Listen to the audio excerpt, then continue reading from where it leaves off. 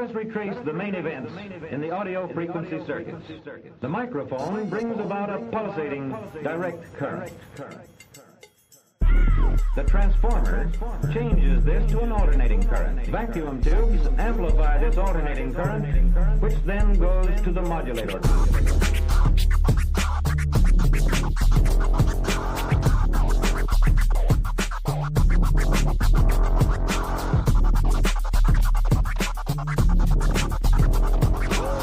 Molecules containing more than one atom can rotate and vibrate. Sometimes vibration is simple in form.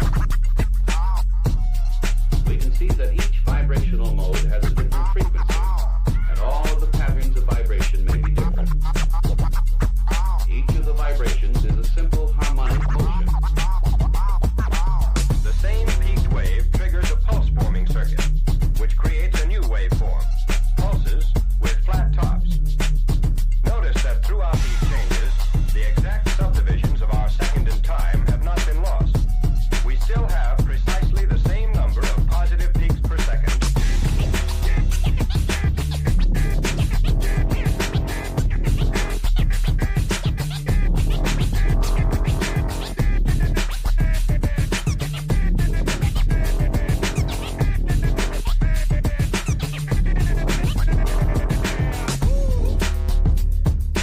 Pulsating direct current.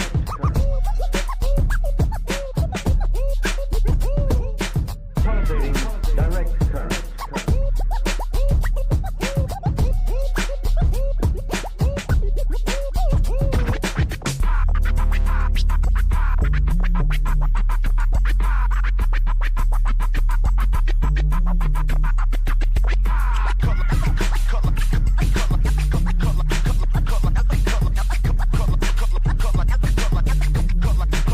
Like a guillotine.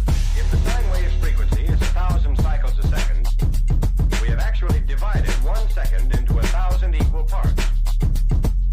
But in this sine wave, it's impossible to tell where each thousandth of a second begins and ends. That's why it's changed into this, a peaked wave, which can be measured from positive peak to positive peak.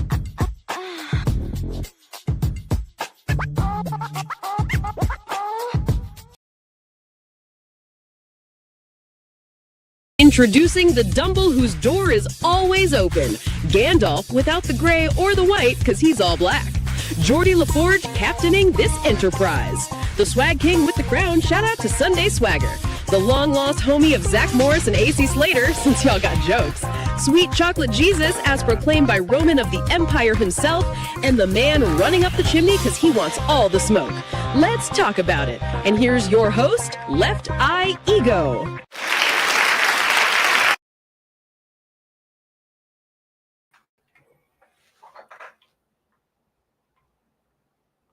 All right, guys, welcome to another evening of Left Eye at Night. Sorry, guys, it's been a long day. You guys know who I am, and I've got a very, very, very special guest, and I will be bringing him to the stage now. I'm going to give you guys just a little bit of an introduction to this man. He is a playwright, an author, and sometimes raver, winner of 4 awards that we know of thus far. He is the man, he is the raver, he is the author, he is Lance Steele. How are we doing, man? I'm good, man. Thanks. What an introduction. Day raver, I think, would be the accurate because I only go to day raves. I don't go nighttime raving anymore. I'm too old for that. Really? Day raves are a thing. I did not know that. Day raves are massive. All the footage that I sent you earlier, they're all from day raves. I was like, man, this has happened at least 2 or 3 in the morning. Like everyone's no. The clubs are dark, but so the lighting and everything all works. There's no daylight coming in, but yeah, they're all starting at like between midday and 2. And they're all finishing between 9 and 11. That is awesome. So they're nice because they're quite long, but they go They go too quick, though. I mean, we're all complaining it's over too soon, you know. But we'll come on to them later, I guess. Okay, great. Like I said, there's a whole thing that we're doing in the United States that I've heard about too that will kind of be somewhat similar to that. But we'll talk about it, guys. Sure. I didn't even understate. I understated Mr. Lance here. I have the official thing here. It's 4-time award-winning playwright, author, acting coach, and film director. Throughout his career, he's worked with some of the best British actors in the industry, including Jason Flemyng of Lock, Stock, and Two Smoking Barrels, Danny Webb, Duncan Powell, Lindsay Colson, Paul Copley, Alicia E.O, Will Johnson. He's also met Judi Dench from the 007 series that played M, I believe. Dennis Villeneuve, the director of Dune, and he worked with Jason Flemyng of Lock, Stock, and Two Smoking Barrels. So, quite a resume. So I'm gonna go ahead and just go ahead and get us into this, kind of with some current events before we jump into anything else. Sure. I know that AI has kind of been a big thing that people were talking about, and specifically this program called Sora. I'm not sure if you see it on here.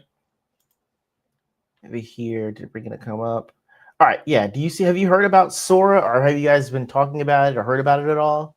I mean, there's so much talk going on about AI, but I'm not familiar with particular software types. I do hear names being bandied about, but you might need to give me a bit more info. Sure. No problem. From what I'm seeing and reading, it's basically you can. I know that for the funniest things that they've been doing things like they'll have George Washington wrestle Abe Lincoln, and I mean it's incredibly lifelike. There's a few glitches, but it looks pretty advanced. The thing is that now people are actually kind of making short movies with the software, and I guess the issue now for people is that they're saying that they're using people's likenesses to actually create these AI generated images and clips.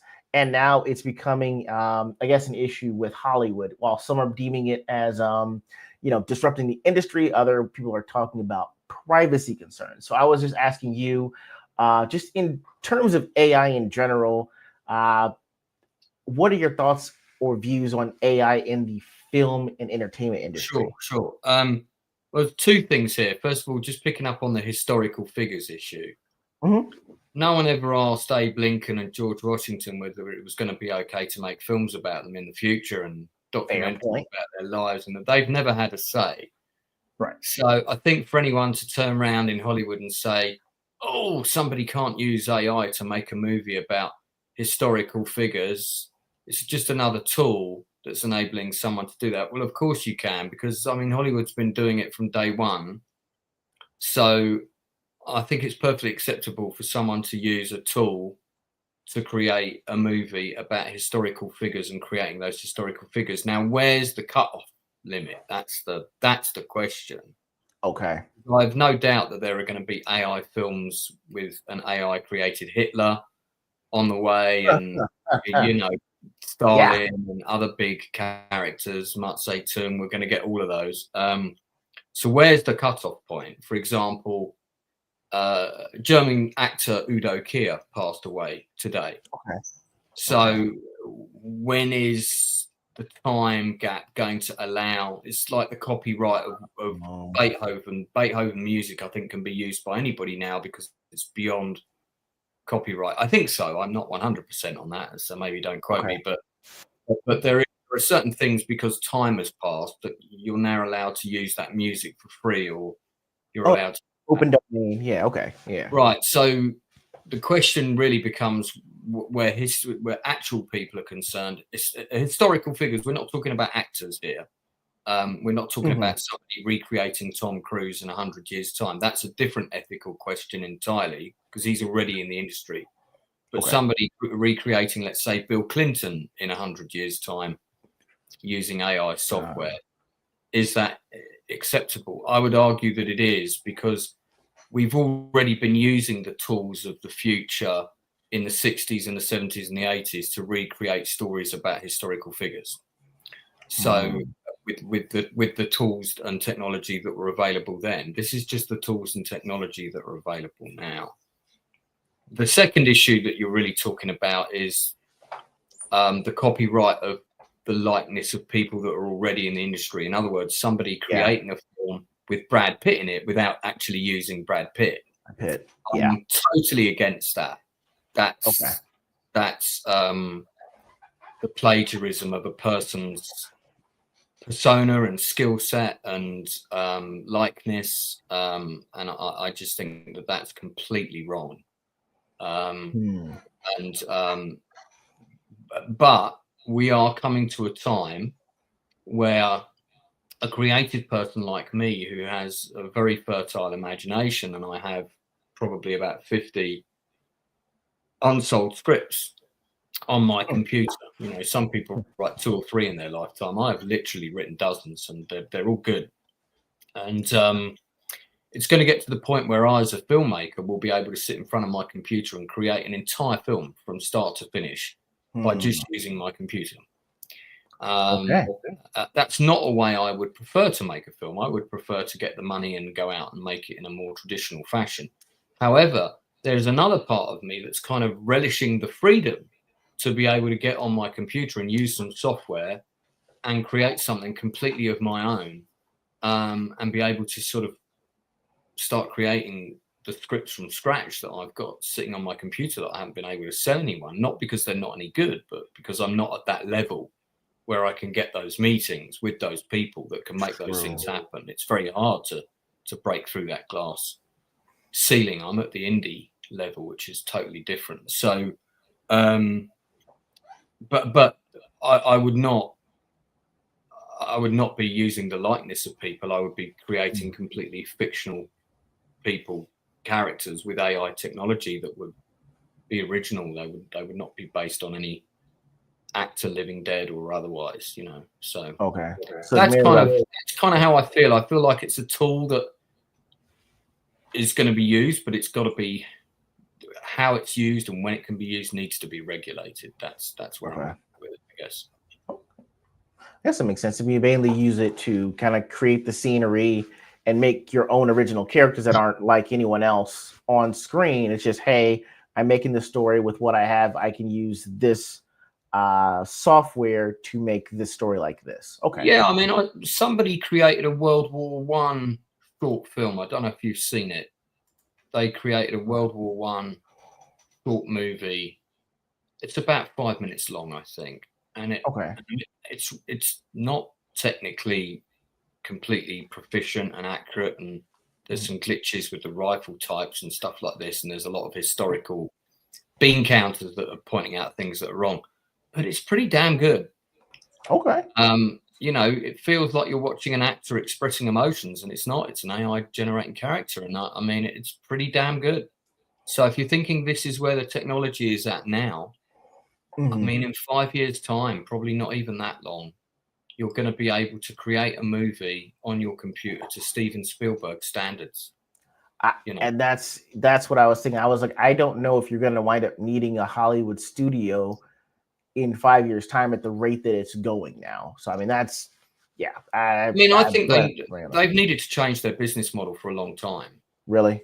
Their business model's been broken for a long time. Producers and the top end, the above the line people take far too much of the slice of the pie on a movie.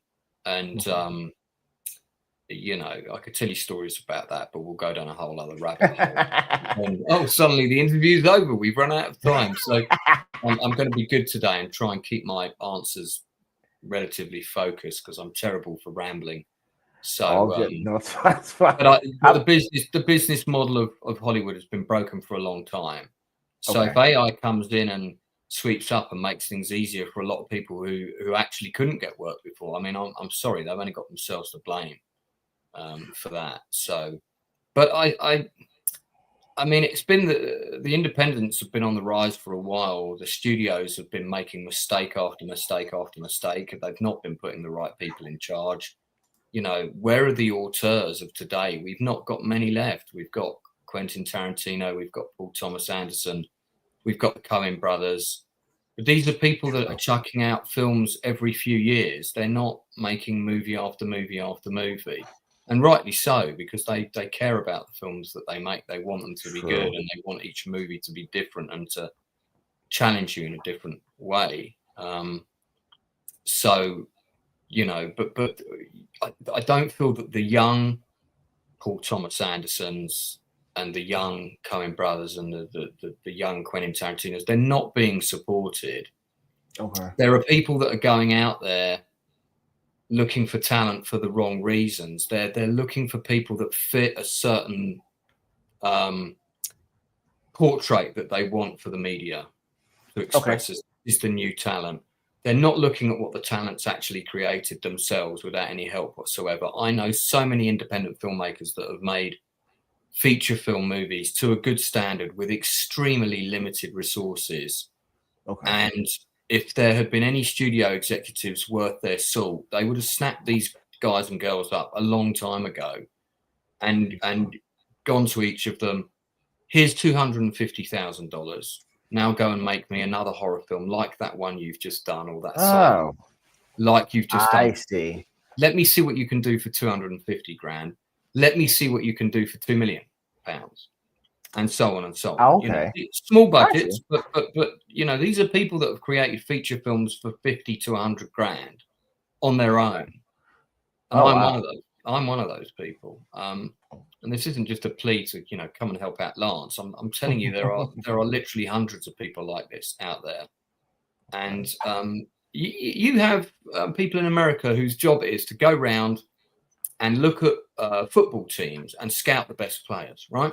True. And they scout the best players based on their performance and ability and what they see them do and what they see them achieve. And then they look at the potential for what they could achieve in the future. True. They're not looking to see what box ticks they get on gender, race, this, that, and the other, because that seems to be so at the forefront of a lot of things at the moment. And whilst I'm all for equality, and here we are on a panel where we're both of two different cultures and two different ethnic identities and stuff, but probably agreeing on this point, I would suspect. Sure. Oh yeah. That talent sometimes is lacking, and certainly I can think of lots of instances where people have not been helped that should have been. And I can also think of instances where people have been given amazing jobs, quite big leap from I've done this to now I'm doing this. And they really haven't done very well. It's a very sink or swim situation. And I think their transition should have been a bit slower and a bit more gradual. Gotcha. Well, hold on one second. I know that we got that. Let me check in with the chat and see what they were saying about the article as well. Got Alex Ammunitioner. What's going on? Yeah, I see. Hi, Alex. I see Shield Ball of Dragons. I know this guy because he's been popped up on my chat, I think, a few times. Hey, what's happening, Shield Wall? And yeah, so Shield saying it'll be a thing in 10 years. Dick Joe said it's on. Yeah, I don't think it's going to take 10 years because I've seen people using software that's not out yet, but it is available within the industry, within the software industry, and what people are developing behind the scenes. I've seen some of it, and I mean, it's just incredible. Yeah, Woody Allen's another one. Gotcha. Love the Shiro is my wife. She says she loves your photo. Oh, thank you so much. I look really good in that photo, whereas in real life, maybe not so much. I don't know. Dancing keeps me young. We'll get on to dancing later. But honey, pay attention when he talks about raves. We might have to get on this. So now that we checked in with you in terms of the current events, let's get to know you a little better with some top 10 hits.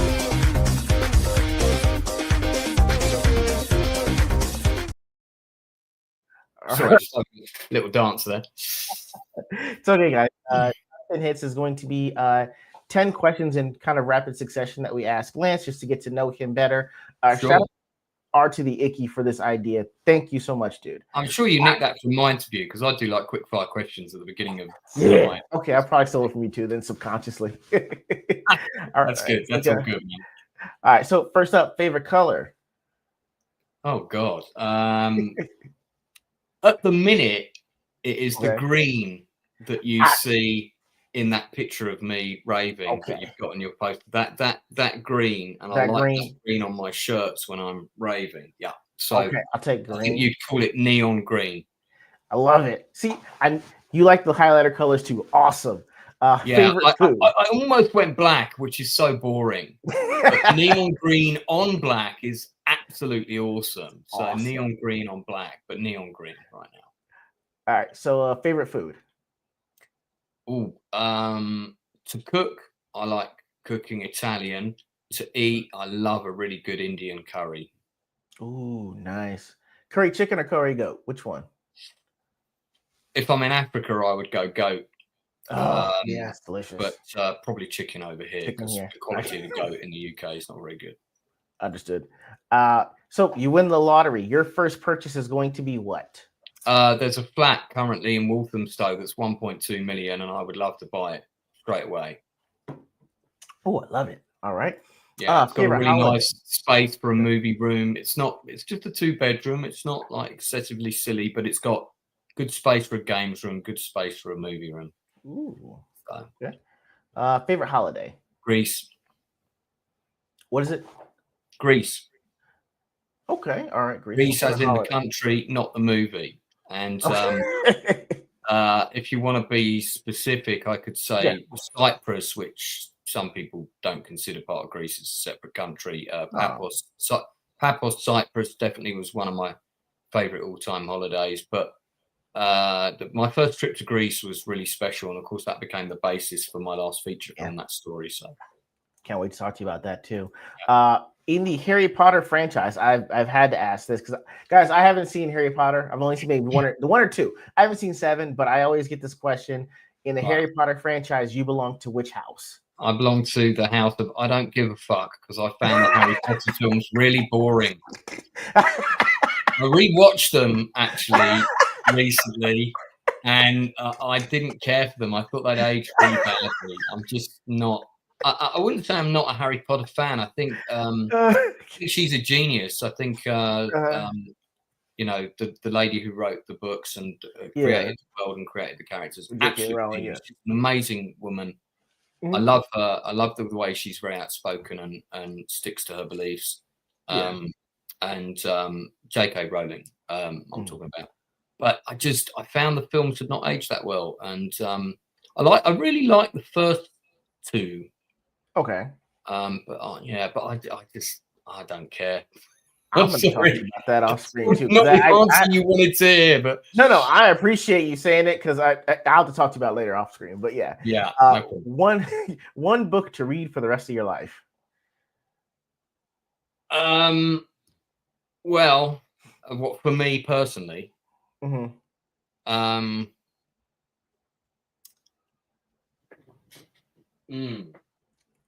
you got it. Probably. I'd probably go for either And the Band Played On, which I've got, but I think it's in the other room. Yeah. Or A Bridge Too Far, which is also one of my favourite war films of all time. Saw that in the book. I've got to be careful because on YouTube we seem to be on quite a narrow window. I'll hold on. What you call it? Better. It's a new StreamYard thing. Yeah, they've been updating things and make it very hard for you to change them unless you do it beforehand. I'm going to try and stay in the middle. It's okay. I'm watching on the other screen, which is a few seconds behind. It's all very weird and confusing. It's fun. Anyway. So what movie to watch for the rest of your life? One? Oh, God. Just one. Gotta choose one. Well, I consider it one film, so I'll pick the Lord of the Rings trilogy. It's one film, it just happens to come in 3 parts. Fair point. Okay, nice play. Your celebrity doppelganger is? Quentin Tarantino. I get asked if I'm him, like when I'm out clubbing, I get asked if I'm either related to him. I get it all the time. It's the chin. No, it is the chin. Yeah. Who's been the source of your inspiration when it comes to most consistently in my life would be actor Jason Fleming. Wow. There's quite a few different people at different times.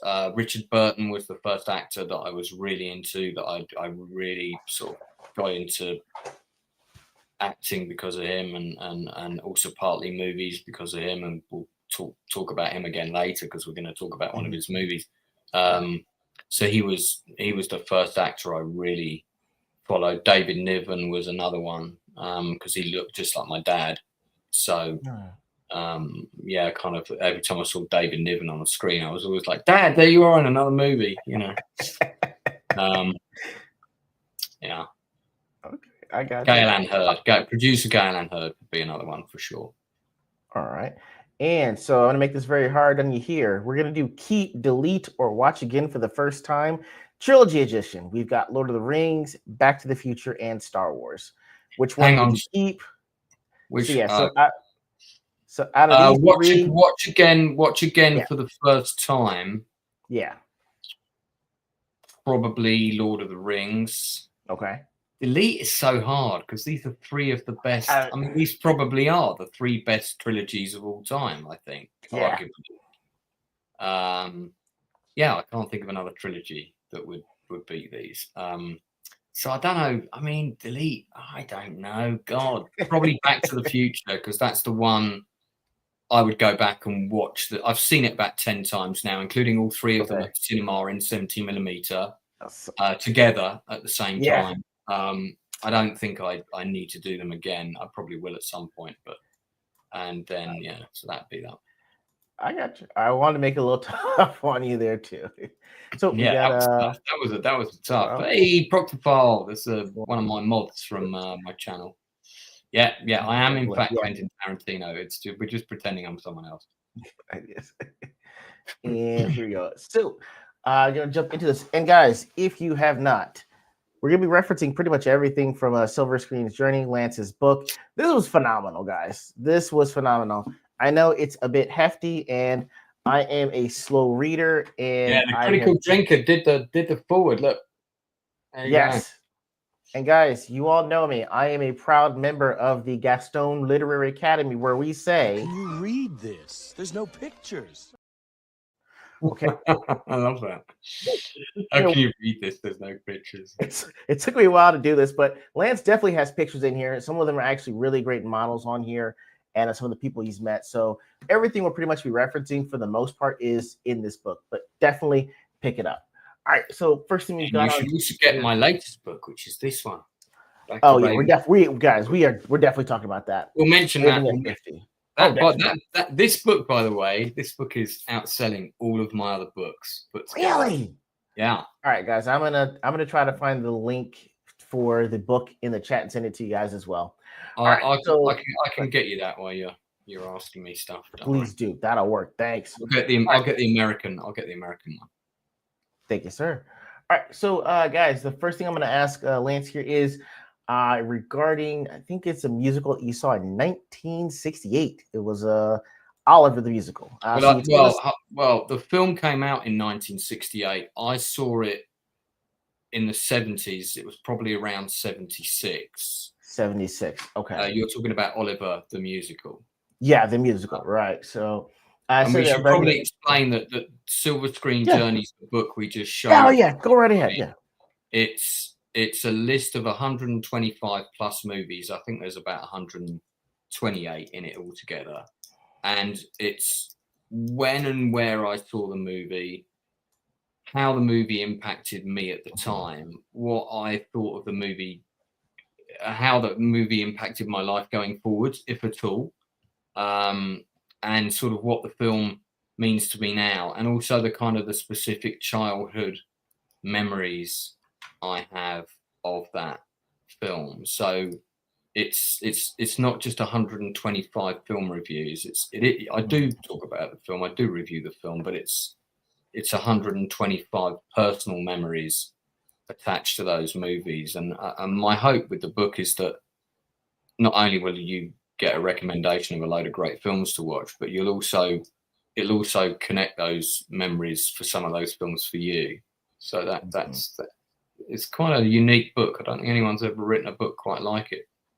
I don't think so either, especially when I was looking at some of the recommendations on there. I was like, you've at least convinced me to watch at least 3 movies, I will say, and watch this. And guys, I'm going to put Lance's book in here as well. His latest book.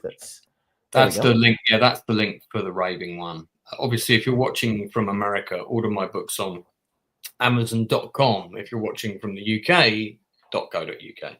All right. So regarding starting off with Oliver, the musical. So, you told us this early experience showcased the true skill of a brilliant filmmaker. You told us this early experience showcased a true skill of a brilliant filmmaker is to draw you into the story and make you want the same needs as their protagonist.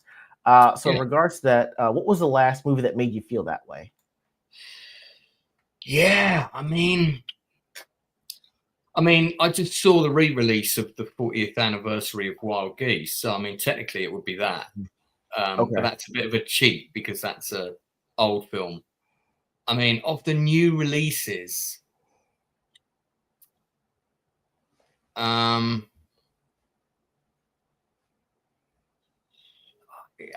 last film I saw before that at the cinema was Predator Badlands, but I can't say that. Whilst I didn't have on that film as much as some people, and there was a lot about that film I really liked, but there was a lot about that film that really annoyed me. So it was a difficult movie, that, because there was some great stuff in it, really great stuff, some really great ideas and concepts, and then there was a lot of executives arguing around a table about, we've got to have this in the movie. There was a lot of that going on. But so for the most part, it sounds like it was Wild Geese for you. Yeah, I mean, it would be, but that just feels like a cop-out answer. But yeah, I mean, the last film I saw at the cinema was that, and that was the last film that made me feel that way. Good. But I have seen some really good television dramas that have got me quite invested. I've just started watching Mr. Mercedes with the wonderful Brendan Gleeson because it's just dropped on Netflix. I'm pretty interested in that. And I'm pretty in there. It's a story of two protagonists. One is a serial killer. The other is the retired cop who was trying and failing to catch it.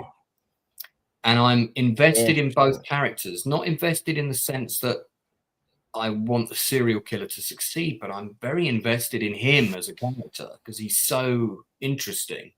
It's such a clever show. It's a Stephen King novel, correct?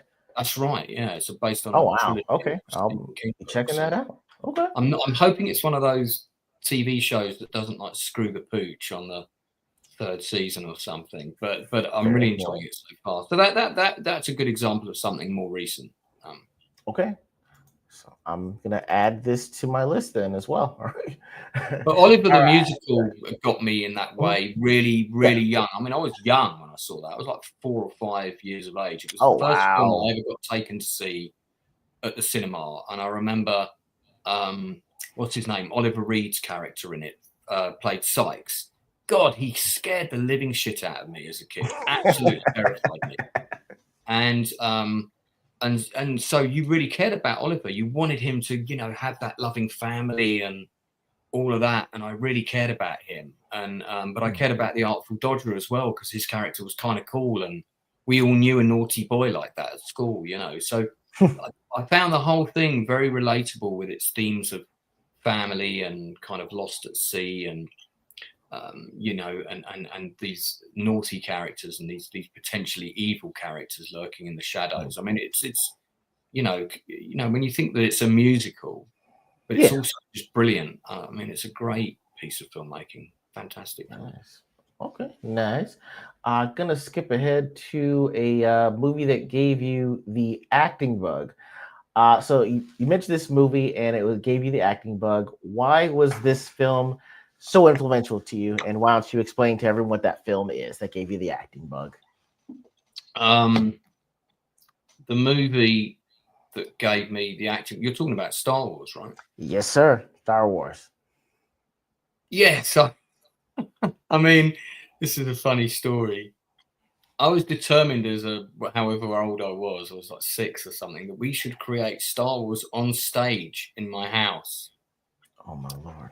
With my friends. And I remember it all fell apart when we were trying to work out how to recreate the Death Star chase scene.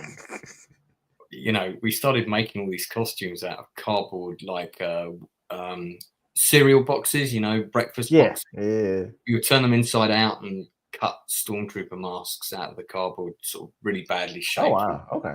Poked eye holes in. I mean, they didn't look like the Don Post masks of the 501st. Let's put it like that. But that really that film made me not just want to become an actor. I became interested in Star Wars. Was like amazing storytelling. I'd never seen anything like it. I am of the generation of kids who went to see Star Wars at the cinema. We queued round the block. It was that hot summer. You got it in 77, but I think we got it in 78. We got it a bit later than you, because stuff didn't open simultaneously back then. There was between 6 months to a year. So we got it in the summer of 78. So, I was really young when I saw it, but God, it just completely blew me away. And not only did I want to act, because I thought, wow, if these guys are actors and as actors, they get to run around corridors and fire laser guns at robots and shit.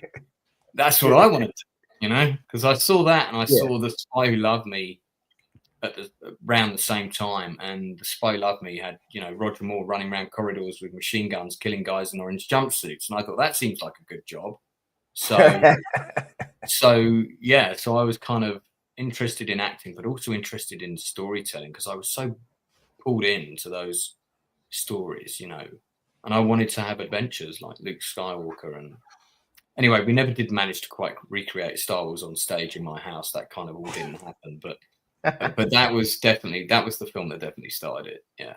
I gotcha. All right. So on to the movie that you said was like one of the best ever for you, and almost the one film that you could watch for the rest of your life, The Wild Geese. So how did this movie get you interested in discovering your African roots, and how did you find out about your heritage? Okay, so I've got a picture of the wild geese there for you if you want to put it up. Hey, there's Rebel Rose, another one of my... So this is a British action movie. It's just had its 40-year anniversary. I just got to see it at the cinema the other week. In fact, we talked about it on my channel about 50 times lately. And so I'm quite happy to talk about it again on someone else's channel. And it featured three of my favourite actors of all time, which is Richard Burton, Roger Moore, and Richard Harris, who are all in this photograph. And of course, I'd seen Roger Moore in a couple of Bond films at this time. Oh, yeah. I remember that the first conversation about me being adopted, because I didn't know I was adopted until around the time I saw this movie, came about because of this film, because I wanted to know more about Africa, because I didn't understand the politics that surrounded this story.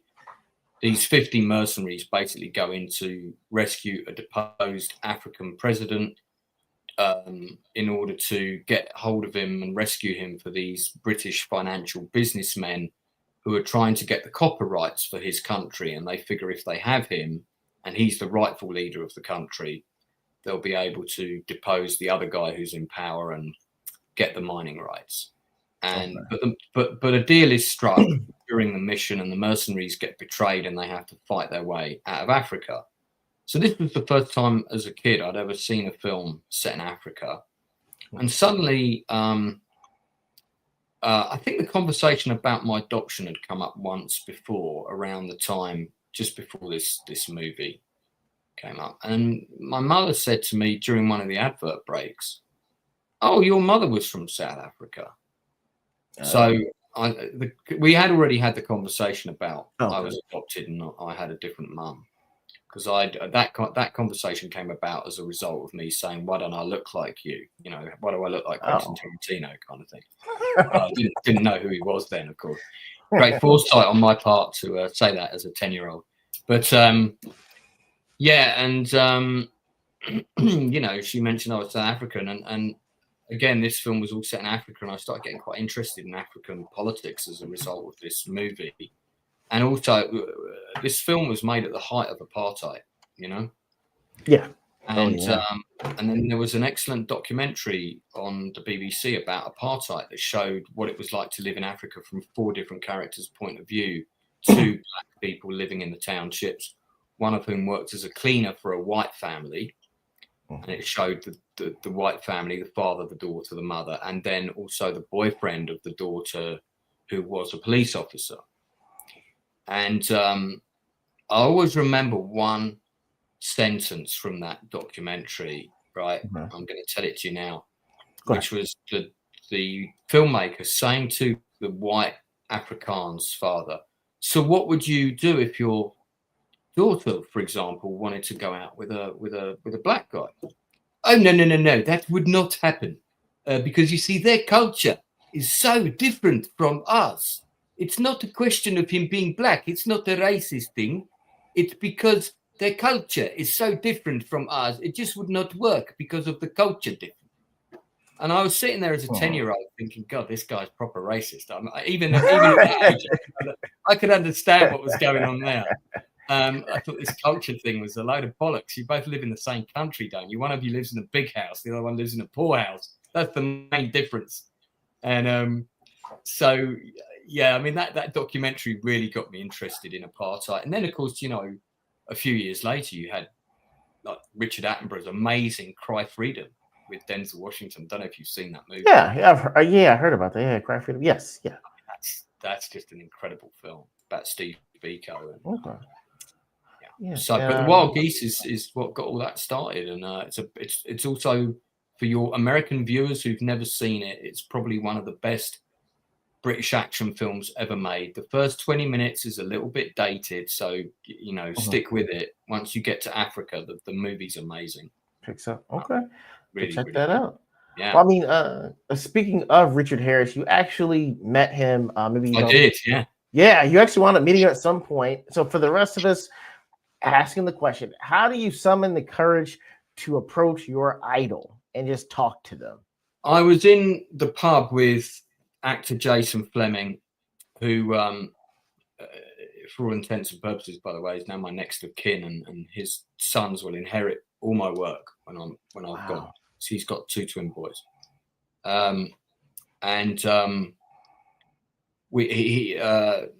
Jason had been in a play called Antarctica, and we'd been to see it.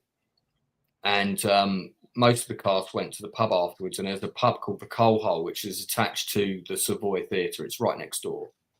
And Richard Harris spent the last few years of his life living in an apartment in the Savoy Hotel. And he had a very nice suite there. And he used to go and sit in the pub. And he'd just come from a premiere of the Harry Potter movie. So he was with 5 people that I think worked on the film. They weren't other cast members. They were production people, I think. And maybe, you know, I think it was like a granddaughter of his or something. So he wasn't on his own. And I sort of said to Jason, I went, that looks just like Richard Harris over there. God, he looks just like him. And Jason went, that is Richard Harris. He's often in here. And it's not. Oh, I've got to go and talk to him.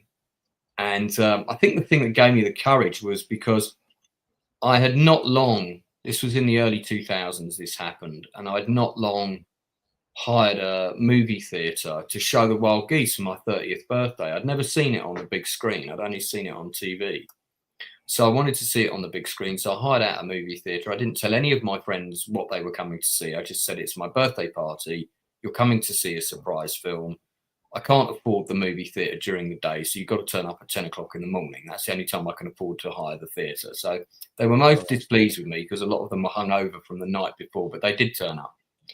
And 50 of them came and watched the movie. And that had happened about a year before this, maybe a year or 2 before this. So my opening line to Mr. Harris was, I can remember exactly what I said. I said, Mr. Harris, I'm so sorry to interrupt your drink, but I hope you don't mind me saying that The Wild Geese is one of my favourite films of all time. It's actually one of the reasons I became a filmmaker. And I also hired a cinema to show it for my birthday to 50 of my friends not that long ago. And thank you so much for having that influence on my life. And he sort of sat back and looked at me and didn't say anything for a second. And then I said, I would offer to buy you a drink, but I see you've already got one. And he said, thank you so much for saying that. That really means a lot to me. And that was kind of it, you know. And I said, well, I don't want to disturb you any further. You're with people. Just wanted to say that. And I think if you're really polite, and this is pre-selfie, days. And I think even if okay. even if it had been now, I don't think I would have asked for a picture. Because he was with people, and I think it's a bit rude. You know, it's like if you see an actor in a restaurant eating with their family, you don't go up to them. And I wouldn't have done if he'd been in a restaurant. But this was a pub, so it was a bit different. It was a bit more casual. But I made it as very quick and polite as possible. But I thought this might be the only time I see him. And as it turned out, it was. And he passed away about a year later. So I was so glad I did it and didn't hesitate. There have been other actors I've seen on the street that I wanted to go and say hello to, one of whom was Robert Vaughn and Napoleon Solo from Man from U.N.C.L.E. and he was in a production of 12 Angry Men in London, and we'd gone to see it, and he didn't perform that night because he was ill. But the following night I was in with my then partner, and we were walking through Covent Garden, and there he was with his bouncer coming towards us, and I'm like, oh my God, there's Robert Vaughn. And the reason I didn't approach him was he looked so frail, and he was even holding his bouncer's arm, and he just looked very frail and very delicate. And I just thought, I don't want to impose. You know, I could tell where he was going. He was going to the Ivy restaurant from the theatre, which is basically walking distance. You wouldn't take a taxi. It's 150 meters, you know. Oh, not too far away. But I regretted it. I regretted it because that was my one chance to say something to him, and I didn't take it. And maybe I should have done. I don't know, but you know, it was like I said, he looked a bit frail. So, okay, all right. So I was reading further on here, and you mentioned 2 franchises that you would love to get your hands on, and one of them is Terminator. The other is Studio 54. So I wanted to ask you, if you had a choice, would you rather be able to reboot the Terminator franchise with the movie, or be able to do a documentary of your own take on Studio 54? Well, okay, so I've got to qualify this a little bit before answering, so I don't get crucified by your chat or indeed anyone else. First of all, I wouldn't want to reboot the Terminator franchise. My issue with Terminator was Terminator 3. Terminator 3 should have been the last Terminator movie. It should have been set entirely in the future, and it should have ended with Michael Biehn going back in time, closely followed then by Robert Patrick's Terminator, so that you're bookending the whole trilogy with the whole cycle starting again. And I had a whole story written for Terminator 3, and it was the attack on Skynet. And on one of my favorite YouTubers' channels, I don't know if you know Retro Nerd Girl. Sounds familiar. I think I've seen her. Yeah. Yeah, she's a good friend of mine, and we did a whole thing on her channel about what Terminator 3 could have been, and I said, "Oh, let me come on because I've got a whole synopsis." And I pitched it. I did the whole thing. I didn't pitch it to Gail Ann Hurd when I interviewed her on my channel because I thought that would have been a bit rude. But I was very frustrated with that third Terminator film, and it just was boring. They were just doing the same thing again, and I thought, no, you know, this is a trilogy, and the ending all has to be set in the future, and it needs to be the attack on Skynet, how Skynet was defeated. And I had a whole script for how they did this coordinated action where they took the power out of the main big Skynet defense system, and you know, then you had your kind of team of Marines going in. It was a bit like the film Aliens, really, and you had all these different types of Terminator type defenses within the factory that was developing the new Terminators, and so they had to destroy the production line on the way in, and there were all kinds of different types of hunter killers and you know, various things that killed off different members of the squad. But eventually they got there, and the last 2 people to survive was one of the other heroes, and the hero that sent Michael Biehn then, you know, back to the past. They get there just in time to see the Terminator going back into the past to kill. That would be cool. And so he quickly offers to follow, and you know, and then they find another room beyond that one where the Robert Patrick Terminator is being developed. And they get through that door just in time to see that happening, and then they then send the Arnold Terminator after him, and that's the end of the movie. And it covers everything that happens in Terminators 1 and 2. So if I could, I would do that. Studio 54 is not a documentary. I'm a big fan of the movie, but I think there's a worthwhile drama series there, like a 10-part, 1 hour, to be made about a true story drama about all the main people that were regulars or whatever, and follow the various lives, including, of course, Steve Rebell. Like a limited series run. Limited series, yeah. That'd be nice. Okay. Yeah, I think that would be really good. And if I could go back in time to one place and have a party, it would definitely be there on New Year's Eve, like New Year's Eve 1979, Studio 54. Yeah, or 1980, something like that. Nice. I mean, but if I could only make one of those, I'd probably do the Studio 54 one, because the problem is the Terminator world has been too polluted by too many duff movies and spin-offs and things, some of which have just not really worked. There's been I quite liked that animated thing that came out. That was quite good. Okay, I check that out too. Yeah, but I think it would be a bit weird to suddenly come in and say, "Hey, this is the proper Terminator 3, and here it is," even though it would be good. True. Maybe I'll make that on my own with AI when I've mastered the use of AI. So I'll make it my own and send it out, and then I'll get sued. But then they'll have to watch and be like, "This is awesome." I just make it just for Cameron and Gail and Hurd, and just say, "Look, this is what I would have done. Here it is. It's only for you." All right, it'd be awesome. Yeah, please, if you do want to do that, let me know. I want to be in there and watch that, because that will be. I like your way of the ending, because that'd be great, closing the story out and rounding it out. So for a lot of people that may not know this, Lance had a serious incident in 2004. And if you are okay reliving the incident, can you go ahead and let us know what happened and how you were able to get around that? You can see on my, hang on, let me get the center of the screen here. You can see on my thumb here, I've got a kind of a scar and an indentation, if you can see that. And you see part of my skin kind of goes white and stuff. So yeah, that happened at the same time. I had a septicemia blood infection. It caused all these blood clots all around my body, right? And it got misdiagnosed at first. So I collapsed. I had a stroke, which is why one side of my mouth is slightly lopsided, and ended up in hospital. I was ultimately there for about 3 months. I was in a coma for quite a long period of time. I was in they had to put me in an induced coma for quite a while. And I had 2 blood clots in my brain. I had one the size of a 2-pence piece, which is this big. There we go. And then I had one the size of a golf ball, which is considerably bigger than a 2-pence piece. Considerably. And the golf ball one was on the part of my brain where your long-term memory kind of stores, or the section between the short and long-term memory.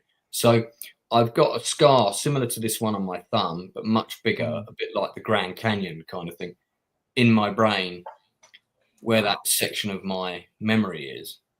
And I was very, very lucky. I mean, I nearly died in there a couple of times, and I got put on this experimental drug trial from America purely by chance. That was so lucky. I've been in there for 3 months at this point, and they were going to have to drill a hole in my head, and it was like chance of brain damage, 25%. I was, chance of fatality like 7% or something. This all sounded like a pretty horrible die roll on 2D10 that I wasn't looking forward to doing. And then this doctor came around, and my a relative of mine happened to be visiting at the time, and this doctor had trained this relative as a nurse when they were younger, and they were like, "Oh my God, you're related to Mr. Nielsen, right? Well, I'm going to get him on this drug trial then." And next thing I knew, I got put on this drug trial, and within a week of that, the swellings in my brain had gone. It took me quite a while to rehabilitate, because I couldn't walk properly for 2 or 3 months, and yeah, it was, it was pretty bad. That was one of my 9 lives right there. And 10 years of my memory had gone completely. Everything from 95 till about 2005. There's 2 plays in my portfolio that I can't even remember directing. I can't picture any rehearsals. I can't picture any performances. I mean, I've got the brochures for them, but I can't remember anything. I've got no specific memories about those shows. Whereas I've got memories of being on a film set in 92. But 10 years, that 10 years is just, it's all gone, really. So I mean, wait, what was your recovery from all that like? No, it couldn't have been easy. It was pretty slow, and I had to take it easy for a while. I didn't direct for about 2 years. I also found that my filter this is going to explain a lot for people that watch me on YouTube. My filter had completely gone. So the way most people's brains work is you think about something you're going to say, and then you decide if you should say that or not, and then you kind of modify it, and then you speak. Whereas I would just say the first thing that came into my fucking head every single time. And I just suddenly realized, my God, my brain is not working the same way it did before. I'm not having that normal process of let me think before I speak. So I had to kind of retrain myself to do that. And I'm pretty good at it most of the time, but not all the time. So yeah, it was, and I mean, there were some lifetime consequences. My depth perception is all wonky, so I can't drive a car, so I can't hold a driving license, which in London is not a big deal. But if I lived in the country, it would have been a big problem. Bigger issue. You need a car then to get around. So thank you, Proctor, for that.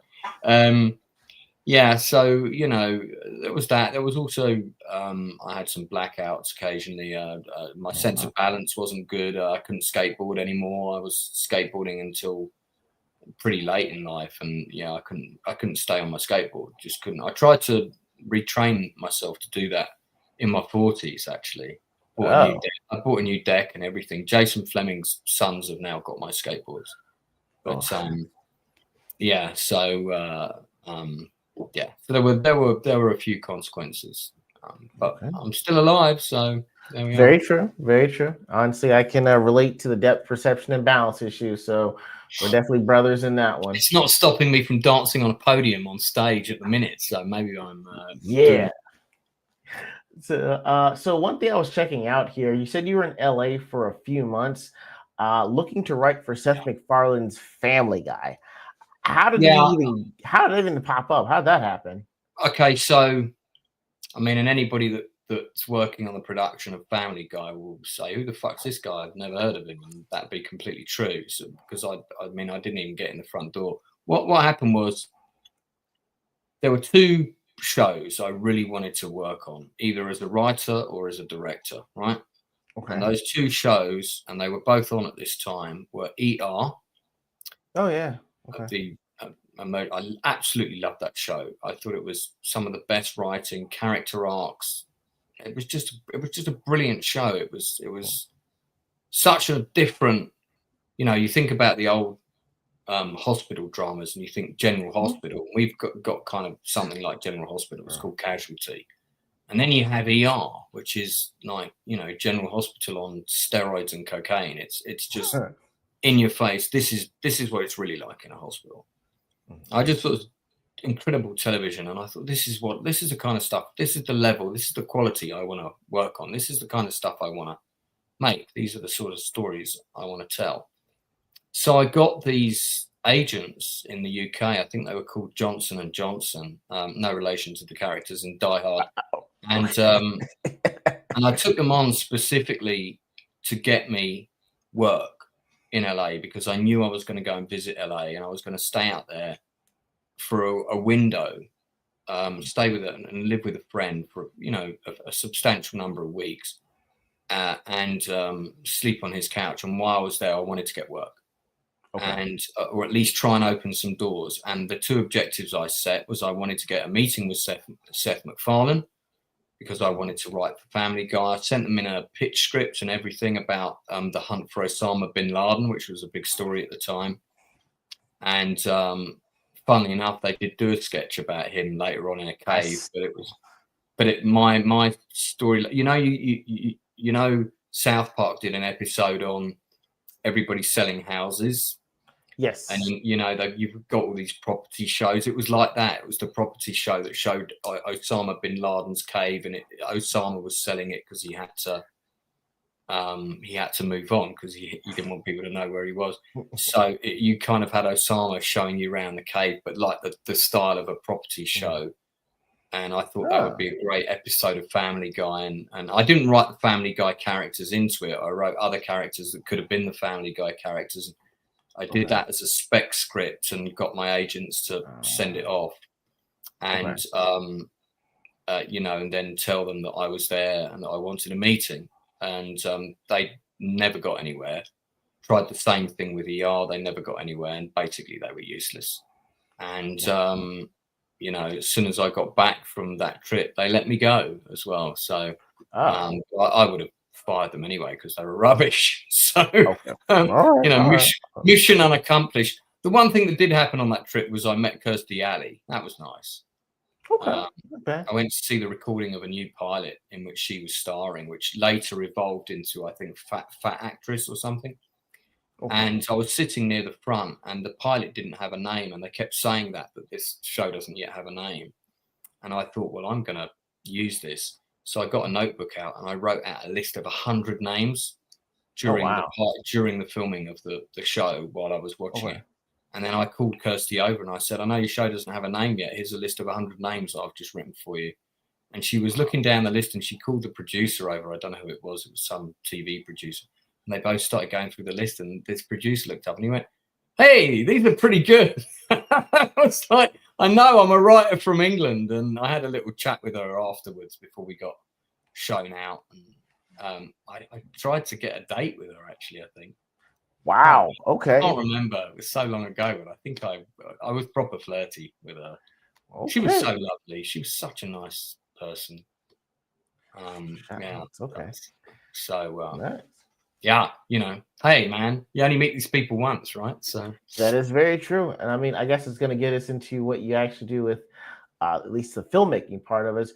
Can you help us understand what goes into the film process from like the initial concept to more or less the finished product? Endless pain.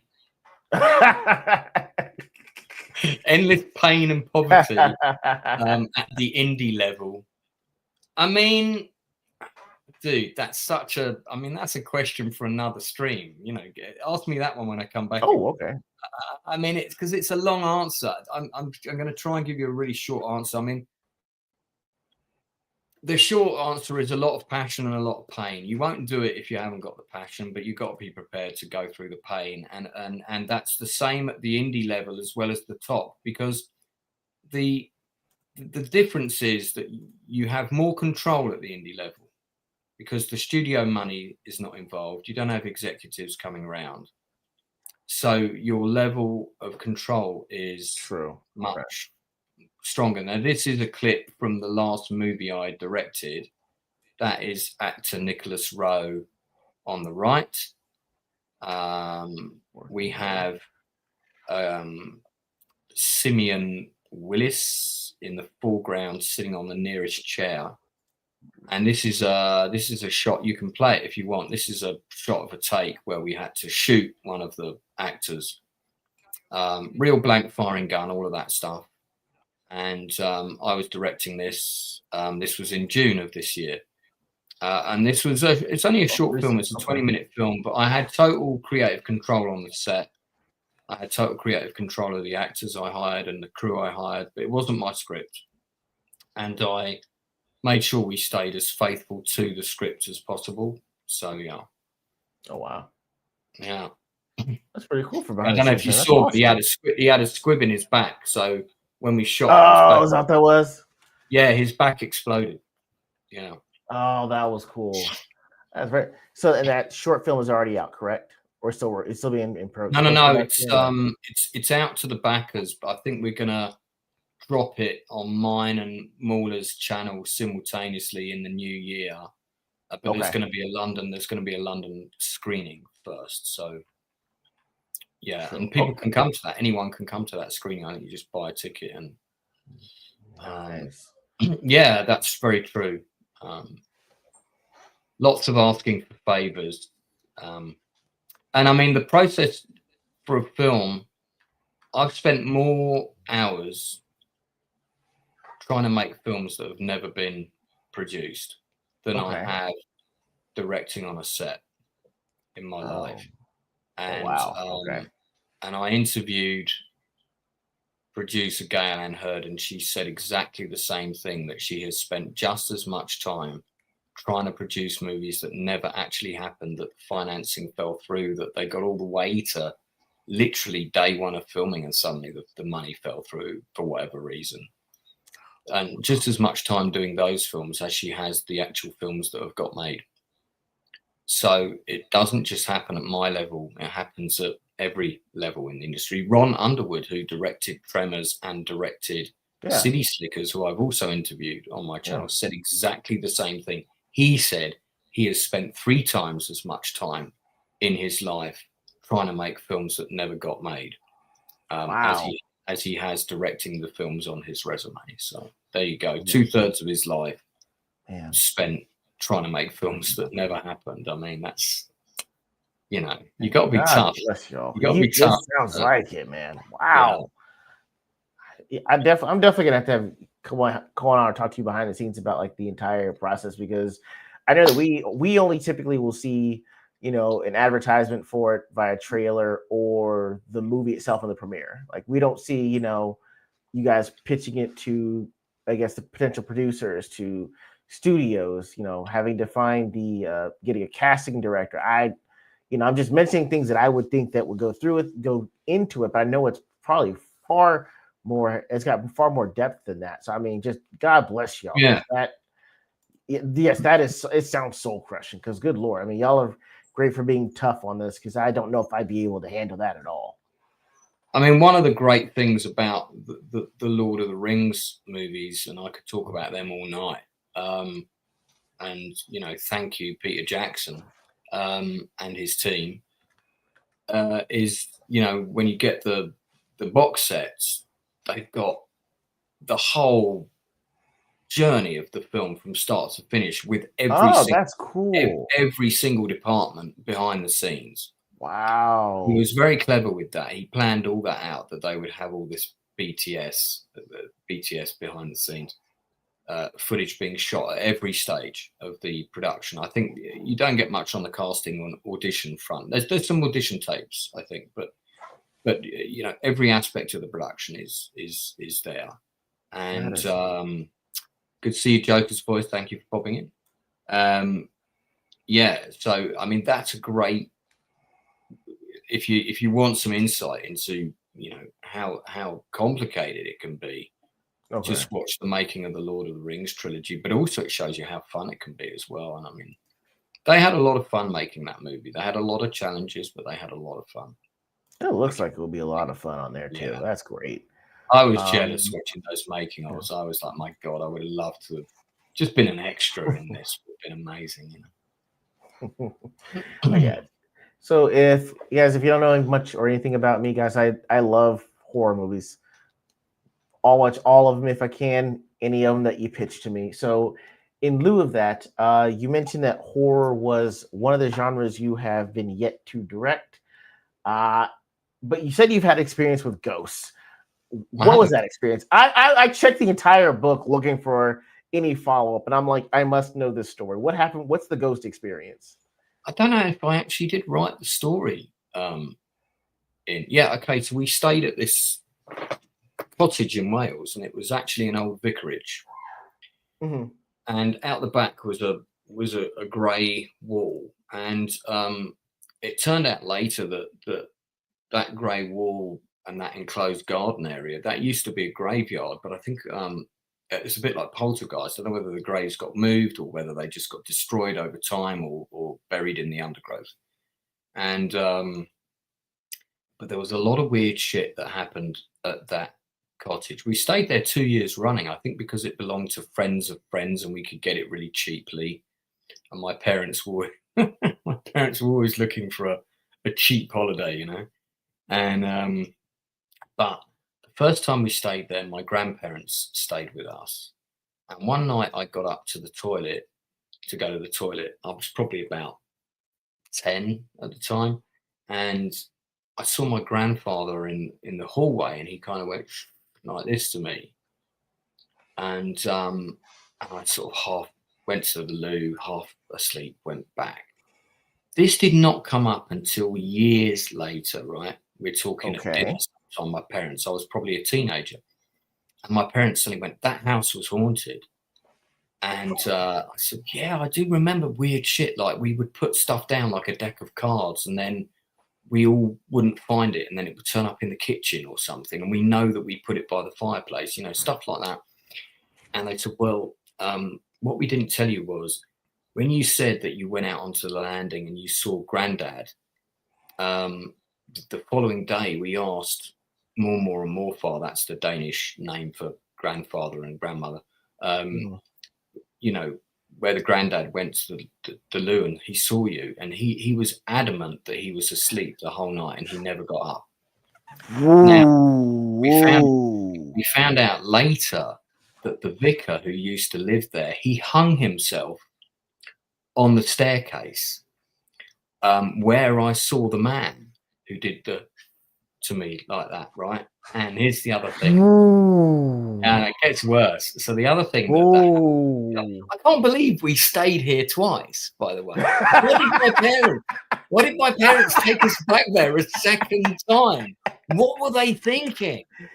So the other thing that happened, and this must have been on the second trip, I guess, because if it happened on the first one, I can't, even if it was the cheapest cottage in the world, I can't imagine my parents taking us back there. But my mum did like a good deal, you know, she always liked a cheap deal for a holiday.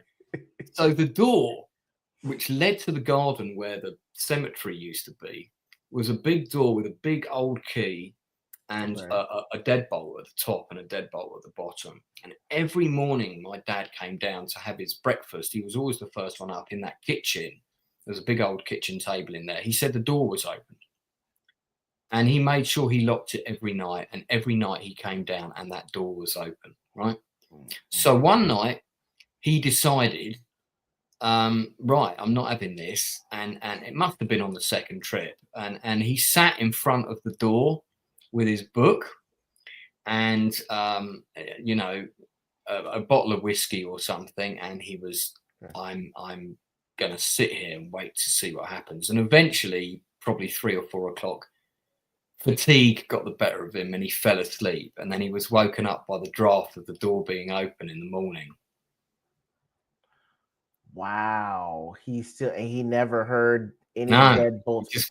He just woke up to the sound of it creaking in the wind, and it was open and both the bolts were drawn back. And these are heavy bolts, these were. Yeah. Oh man. That is creepy as fuck, man. That is incredible. Yeah, but Lance, please, man, please make this a movie or a short.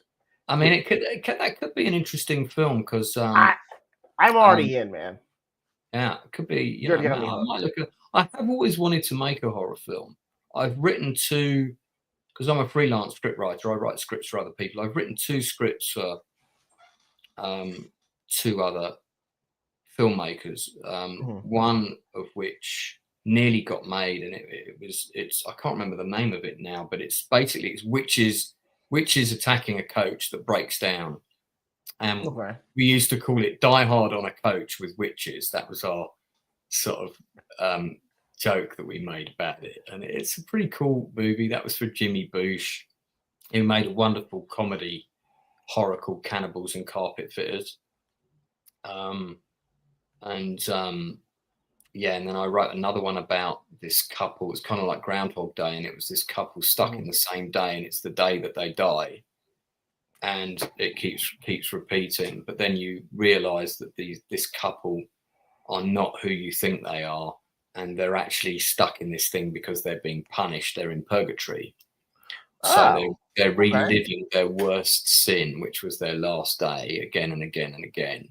And there's kind of a big twist. And I wrote that. I came up with that idea for somebody who just told me they wanted a horror film in a house, and then they didn't like the script, and I, you know, it was a bit of a sore thing actually.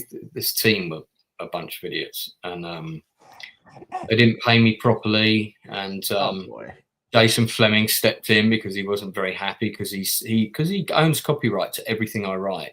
He is unbeknownst to anybody. He's always BCC'd into absolutely everything to do with anything to do with my work. So that's a great friend to have, in and called them on their bullshit because they tried to make out the idea was theirs, and the idea wasn't theirs. They didn't have any ideas. No. So that script is copyrighted, by the way, with the Screenwriters Guild of America to me. Wow. So, you know, try and make it without me, you're going to get sued. Yeah. So, but that was, so I have written some horror. Okay. But I wouldn't probably, I don't know. I mean, I wouldn't make either of those two films myself. But if I was going to write one that I knew I was going to direct, I would know that going in. Okay. Because I write a bit differently if I know I'm going to direct something. I see what you mean. Yeah. Okay. Man, that's awesome. I'm looking. At any point, I'm looking forward to it. If you've written it, it'll come out, or you're doing it yourself, or it's a short. Just let me know. Again, I'm already in. Yeah, I'm going to think. I haven't thought about making a film about that experience in Wales, and I mean, maybe we could go with the kernel of the story there and embellish it a bit. And, you know, that could be an interesting horror film. Yeah, especially from the perspective of you being 10 at that time. Yeah, quite. Yeah. I mean, a 10-year-old's like, no. I thought I saw my grandpa. Like, no, that wasn't me. I was asleep. And like, what is he seeing? What's happening in this house? And no one's believing. Like, I would definitely be down to watch that. That'd be awesome. But just you got my brain thinking. You got my brain thinking. That's how I do. Million ideas coming together. Yeah, it's to me, horror is one of like the few genres that's kind of wide open in terms of being able to tell a story. Like, I think once people try to make a movie, they're like, if it's an action movie, it has to be like this movie. If it's comedy, it has to be like this. Horror can be almost about anything as long as some of the scare factors there. You can tell, you know, whatever story you want to, providing like, hey, I'm within this genre, but I'm going to tell this interesting kind of story. So, I mean, what you told me is an interesting perspective on it. Like, especially considering the fact that they went back the second time. I'd love to see that. That'd be awesome. I mean, yeah, I still can't believe. I know the thing with my grandparents didn't come back the second time. Okay. And they also said that they heard a whole load of weird shit. So there was other stuff as well that happened. It was just lots of movement of objects. That was another big thing. No way. You know, you'd put down something here and it would appear over here, and that there was a lot of that going on. So wrapping everything up here for you. You've more recently gone back to your first love of raving. You know what? And I've written a book about it. Did I mention that earlier? Yeah, check it out, guys. I will go back and highlight on here. You know, what's that experience been like? And you know, what tips? You know what? I will say this. What's the experience been like, and how has the community embraced you going back to raving? I mean, it started with an 80s night called Age Against the Machine, which is a wonderful night run by these two guys called Alex and Alfie. And that's the first Friday of every month in London. And it's for over 30s only. And I'd heard about it before and was planning on going for a long time and just didn't. And in the end, that's me dancing. That's me dancing on Saturday. But that's not at Age, that's at a rave. That's me on stage, because I dance on stage quite a lot with that thing, and I need to be on stage because I can't be dancing next to people with it because it take their eye out, you know. But I went to Age and I started going to Age regularly, but I was really into early rave music, early house, dance, techno, hard house, trance in the early 90s. I just hadn't been for a really long time. And then a friend of mine said, I'm going to this I'm going to this party, but it's a day rave. It starts at 1 o'clock and finishes at 9. And I thought that sounds really weird. Why would someone go to a dance event that finishes at 9 o'clock in the evening? But okay, actually, when you think about it, and you think, well, I'm in my 50s now. Actually, that makes a lot of sense to me. And it was called Rave Days, and it was run by these two wonderful brothers called John and Lee Reed. And I talk about this in the book because I was writing Silver Screen Journeys when I was on this journey. And then as I finished Silver Screen Journeys, I was thinking, what book am I going to write next? And the whole reason I went back to dancing was because I got diagnosed with severe PTSD, and I talk about why that happened in the book. I won't go into it here. And really, you're sort of going back and dancing and putting myself in an environment where I had to socialize with people that I didn't know, where I had to embrace trust again, because I had terrible trust issues after what happened with strangers and stuff like that. And then that really kind of forced me to confront my PTSD head on. So for me to get up on stage on top of that and dance in front of 500 people, or even 1,000 at something, if you told me I was going to do that 3 years ago, I would have said to you, you're absolutely batshit crazy. There's no way you're going to be doing. What are you talking about? Dancing on stage at my age? What are you talking about?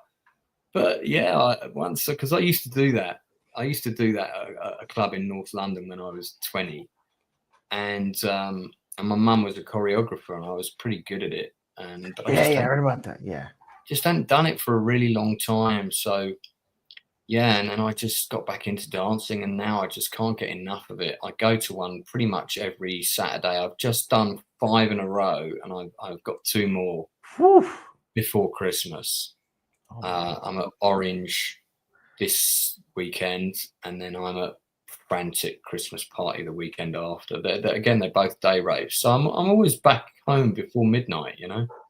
That's great. That's what you'd hope. I mean, like people go to the gym 3 times a week. Some people go to the gym 5 times a week. This is my gym. I mean, because I don't go to the gym, I don't have time, and I'm always writing at home, and I'm working, on this project or that project, trying to sort of find a way to, buy that house.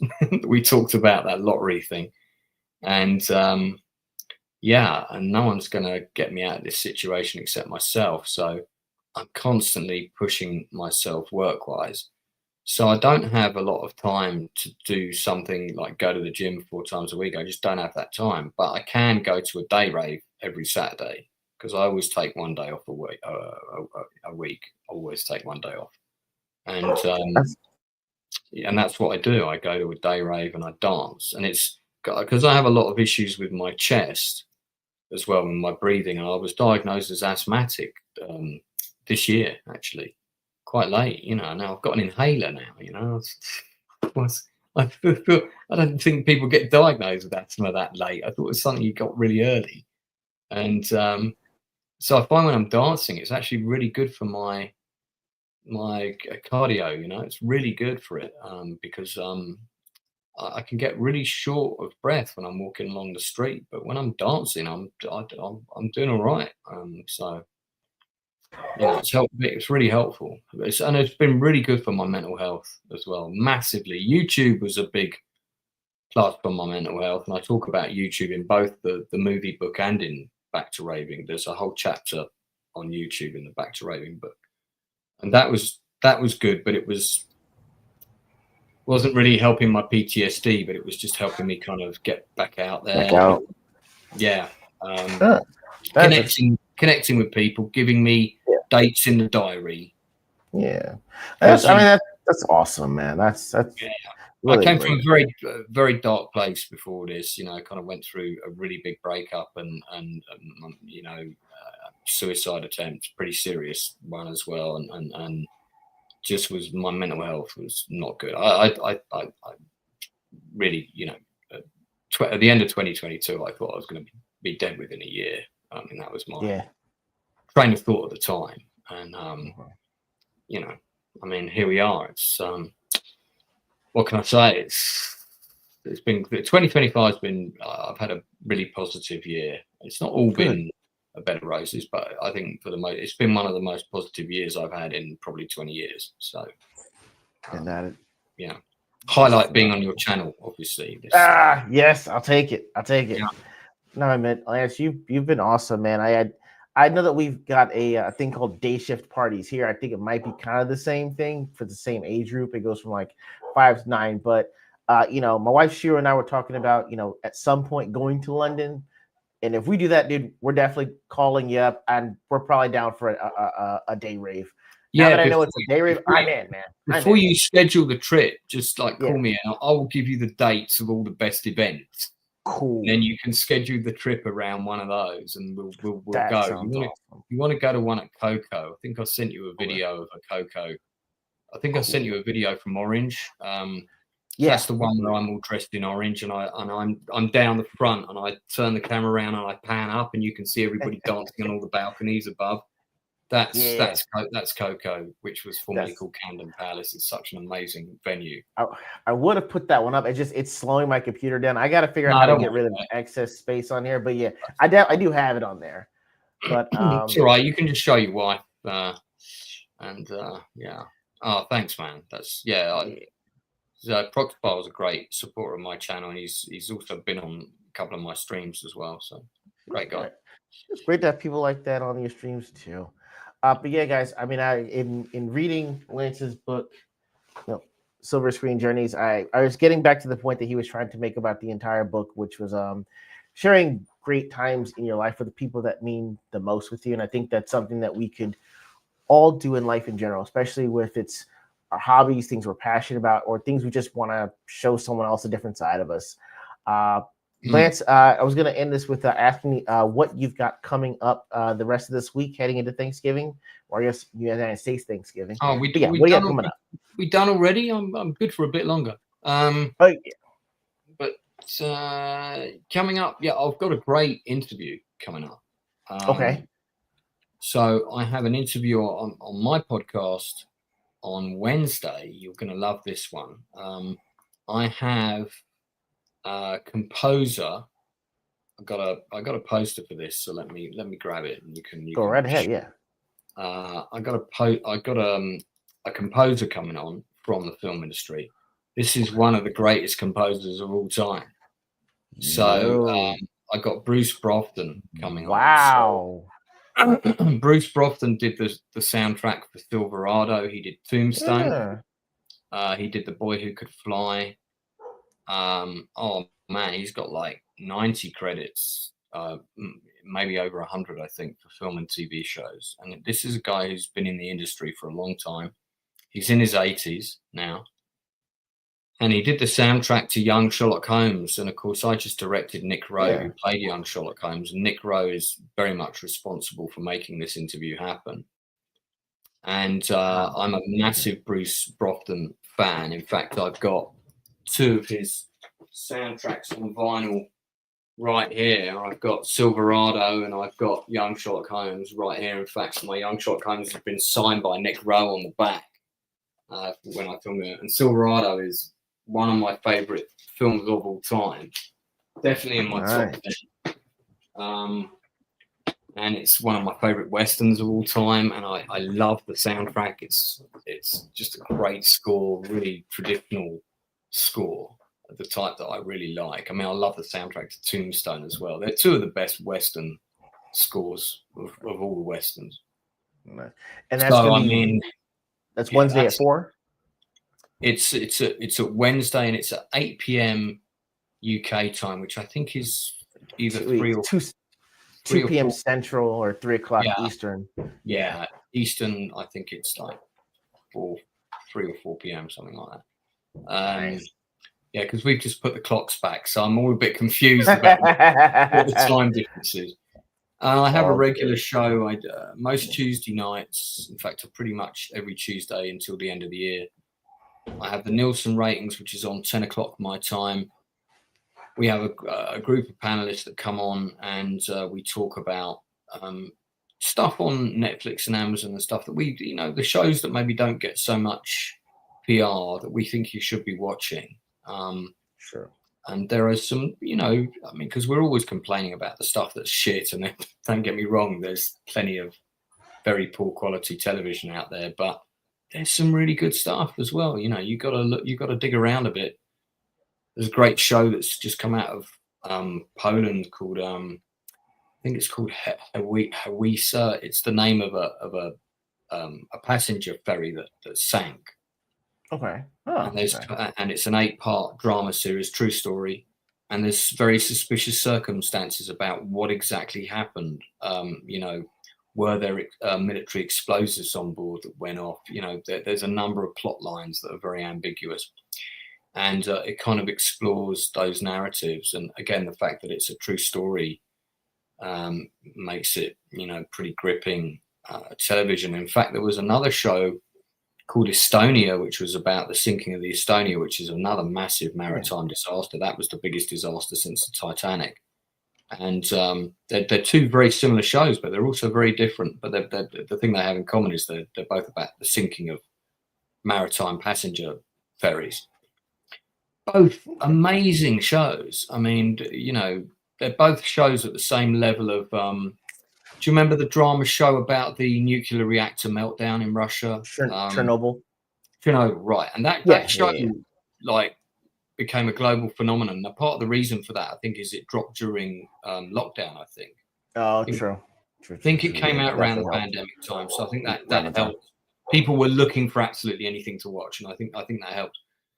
But these two shows have got almost no publicity at all, but they're both brilliant television. They're both excellent filmmaking, incredible acting. I've been trying to get the director of Estonia to come on my channel and do a podcast with me, actually, because it just didn't get, the audience it deserved. I don't even think it's on one of the main stream channels yet. I don't think Netflix or anyone's bought it. I'm sure it won't be long in coming, but you know, there are shows like that are out there that deserve to be talked about by a panelist of YouTube's as well, not just 5 people bitching about how shit the actor and, you know, and it was shit. I mean, don't get me wrong, those shows do deserve the time that they get, but I guess I'm just more interested in, there's a lot of people that do that sort of thing and they do it very well, and it's very funny. And, you know, I'm good friends with Will, aka the Critical Drinker, and that's very much kind of his wheelhouse, and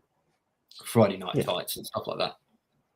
But I'm very interested in supporting stuff that doesn't get a lot of PR and giving it a voice and saying to people, hey, you know, you should probably watch this. I mean, there's a great show on the Disney Channel at the minute. I think it was developed by Hulu, but Hulu, if you get a Disney account in the UK, you get Hulu for free.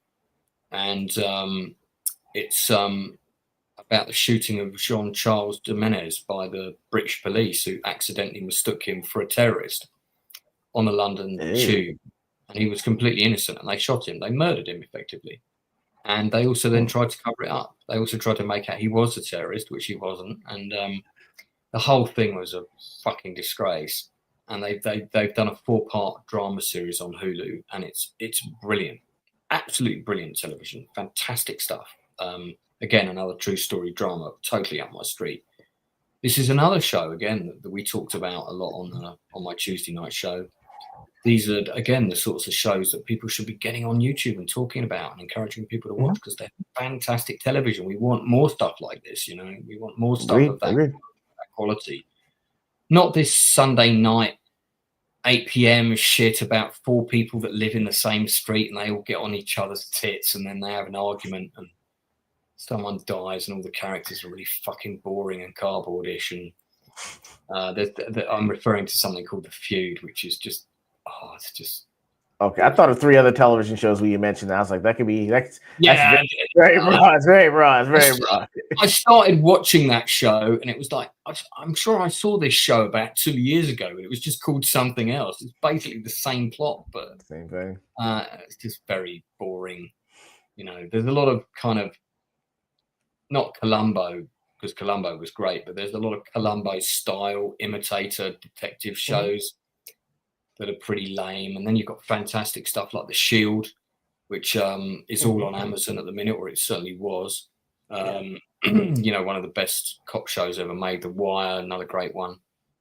So we talk about older stuff as well sometimes. So we cover a lot of older shows and older films from the 70s and 80s and 90s, and we recommend those that you might not have seen, you know.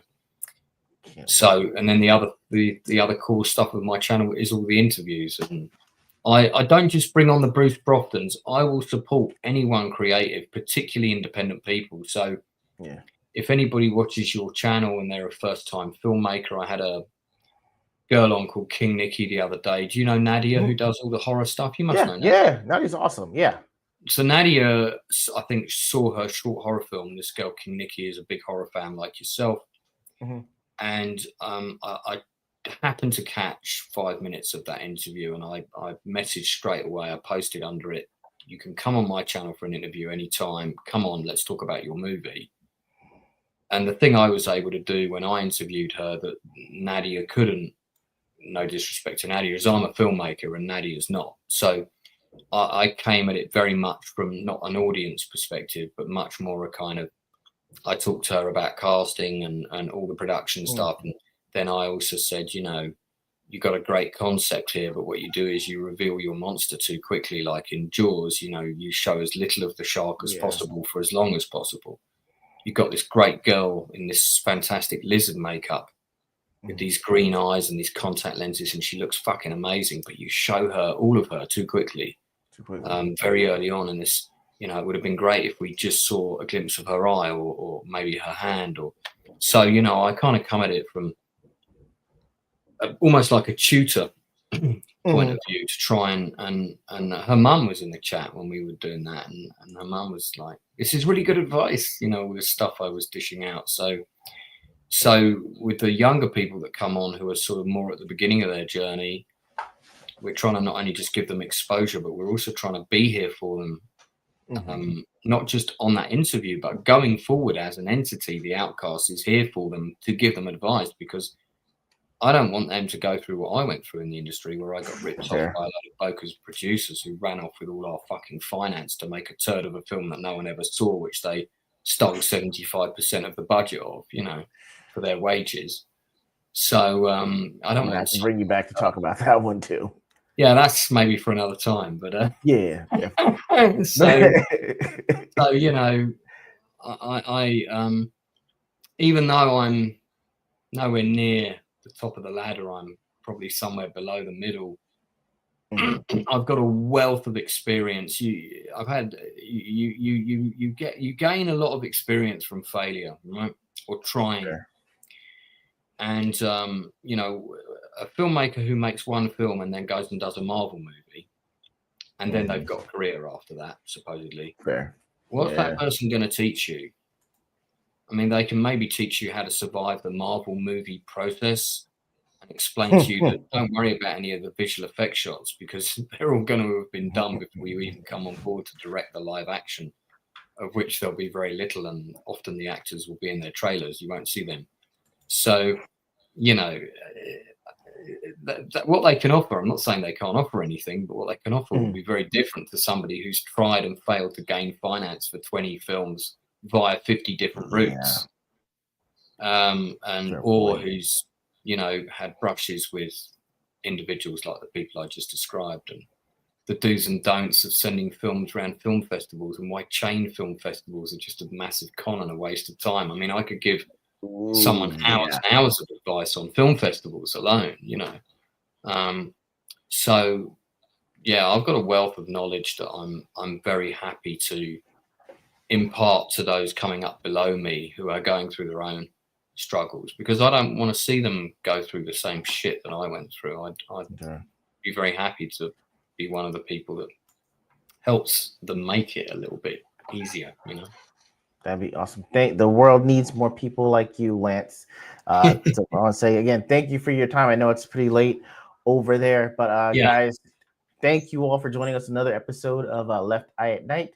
And if no one has told you today, you matter. For Lance, I'm Left Eye, guys, and we are out.